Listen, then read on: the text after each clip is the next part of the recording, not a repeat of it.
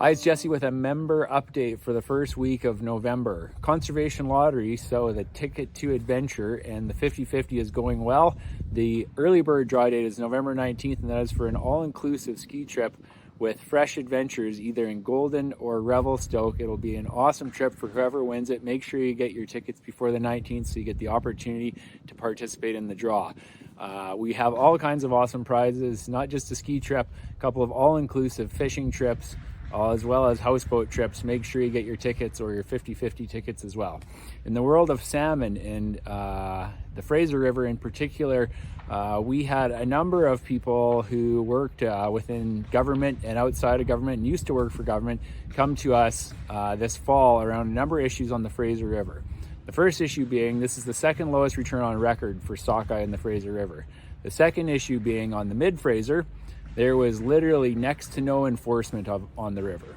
So what caught our eye was that the Pacific Salmon Commission, there were a bunch of numbers reported out that BC had caught and kept illegally about 15,000 sockeye, and that was from resource managers. Of course, our neighbors to the south are not going to be impressed with that number because this is a shared resource. And as we started digging, what we found out is that there was literally next to no presence on the mid-Fraser. 2 years ago, DFO would have spent about 1,000 hours between day patrols, night patrols, helicopter patrols. This year it looks like it's 100 hours or less. So in a year where we have the second lowest return of sockeye on record, and in a year where we really need to make sure that we're taking care of our fish, DFO, conservation and protection are not on the river, not out doing their job.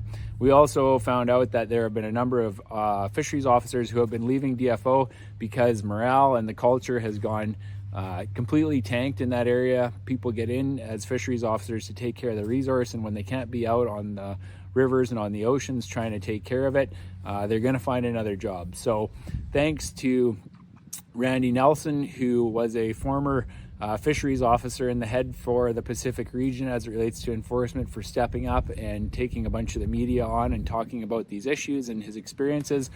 We will be checking in with Ottawa again. We already made a request a few months ago, and we're basically told we're not going to tell you how much and where we spend our time enforcing because it's not to be public knowledge. So one of the challenges with the Government of Canada and DFO at the moment. In the land of outdoor education programs, women's outdoor, we do have a fish canning and preserving workshop coming up at Ridgedale in Abbotsford. If you want to go and attend and learn how to store and preserve your catch, that'll be a great one for you. Sockeye did terribly in the Fraser, but coho and chum are coming in really strong, so there's probably a bunch of people who want to learn. In the land of information systems, we started a big overhaul of all of our information systems. So that's membership management, donors, volunteers, finance, core, about a year and a half ago. We were hoping to have the membership component live by early 2025. That won't be happening. We want to get this right before we implement it. So we don't expect that'll be launching in early 2025. We will continue to work behind the scenes. I want to thank Lori from our team who spent a pile of hours trying to make this happen. We'll continue to work out some of the complexities related to our membership and trying to refine processes so that we make sure when we do roll it out that it works for everyone and that it does what it's intended to do. In the land of provincial election, it seems like that's finally done.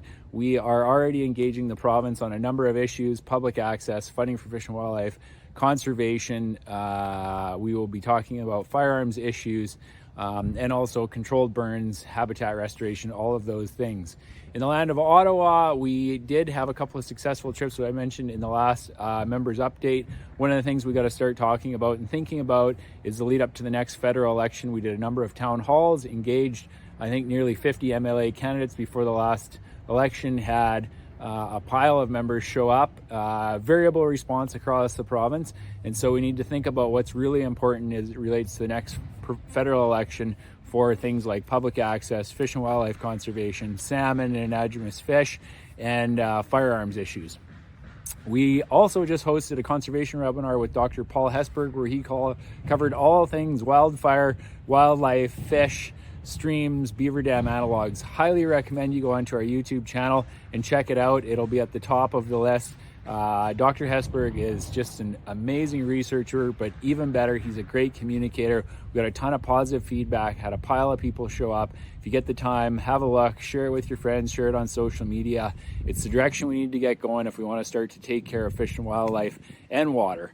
And then lastly, our development team is working on a calendar which will be available on our store and at select stores across the province, which features pictures from our projects across the province, particularly the mule deer project, with trail camera pictures of some really neat wildlife and some big blacks and big bulls. So that's it for early November. I hope you all are getting out hunting and fishing. Things are starting to ice up here in the interior. I understand fishing at the coast is still great. There is actually a chum opening this year. Coho fishing has been great. And then of course, all of us who are into deer hunting are in the midst of the rut right now for both mule deer and whitetail. And moose is open for a number of places down south with some pretty great opportunities. Hope you're all enjoying the outdoors.